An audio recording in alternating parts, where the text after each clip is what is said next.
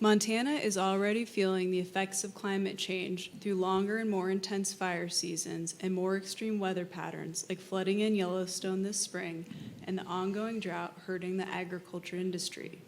What, if anything, do you believe should be done to limit greenhouse gas emissions, and what can be done to help the workers transition if your plan calls for a change in the energy industry? Our first response from Monica Tranel. Thank you. This is an incredibly exciting moment in our world and in our state. Montana has tremendous natural resources. We have winter peaking wind that we can send to the west. We have a history, and Butte, America, is well-versed in our history of using our resources and making money off of them. So Colstrip 1 and 2 are shut down, and that generation is completely replaced by wind, and that has brought $217 million to 5 counties. In Beaverhead County, the tax base is $1 billion. They have a solar project there that brings $500 million of new taxable revenue to that county. Here in Butte, at the industrial park, you're looking at $1 billion new investment for a hydrogen project.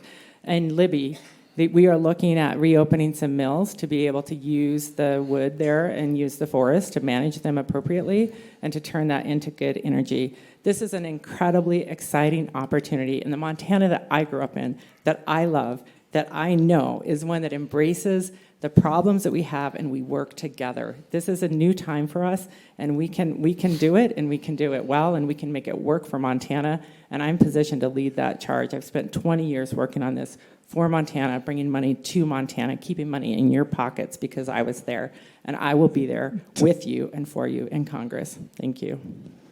Response from John Lamb. I don't believe the federal government should be involved in this. This is up to Montana again. When elected to Congress, I will protect Montana's sovereignty and its rights in these decisions. We have some of the most beautiful state land here in Montana. We manage our state land even better than the federal lands that Montana has, that they are poor maintenance. They're not managing our BLM lands properly. We have more fires in our BLM lands than our state lands. We need to turn this back, these federal lands back over to the control of the state. Let the states manage these. We have proven here in Montana that we can do it because of our state lands and how well we have protected them and preserved them. So again, the federal government isn't the answer. It needs to go back to the state and let the states decide this. And our next answer from Ryan-Zinke. Well, when I was secretary, we went from 8.3 million barrels a day to 12.5 million barrels a day, and we're the world's largest exporter of energy. But we also lowered emissions, and we had the best safety record in the history of this country. There's a reason, because American energy is cleaner, better, our technology is better, and we do it better than anyone in the world. You look at Russia, Russia is 41% dirtier. So Monica's idea of making Montana a giant wind farm and taking our water and converting it to hydrogen and ship it out someplace else is nuts. And Northwest Energy is raising rates. You know why? Because Monica sued them. And so when Northwest Energy can't build hydro plants or hydrocarbon plants when the wind doesn't blow, guess what? There's no power. And so rates go up and they have to buy it from somewhere else. And remember, Northwest Energy is in Butte, here. And they are a public group that is responsible. So yes, energy is important in this country, but to think you're going to make Montana one giant windmill and hydrogen is going to provide the power is just simply nuts.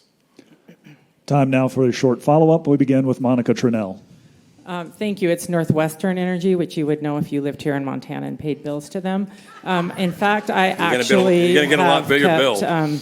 Reclaiming my time, I actually would say and point to the record, and you can search this online, I've kept $10 million in your pockets because I was there alone.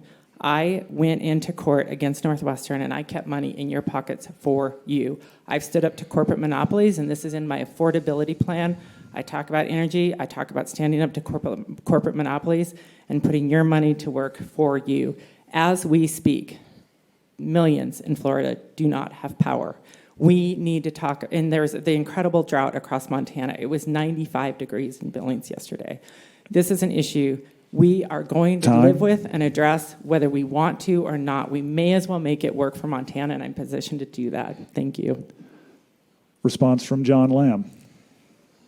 Again, we don't need the federal government involved in this. Montana right now, because of your tax money and all the other money that it has collected, we have $1.5 billion in extra money in Montana that our legislators here in Montana can decide whether to give it back to the taxpayers, use it wisely for Montanans to take care of the housing issue, take care of the forest that we need to fix. We have the finances here. We don't need the help of the federal government. I will vote for Montana's sovereignty on these issues.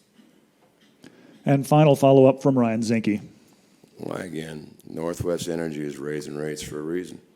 Because when they don't have power, when the wind doesn't blow, and they're forced into a box, they got to buy it from somebody else.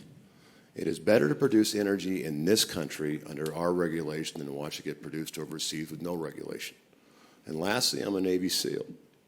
I spent most of my life fighting for someone else's energy. I can tell you, you don't want to see what I've seen. And it is better to produce here in this country American energy, all the above, than watch it get produced overseas, period.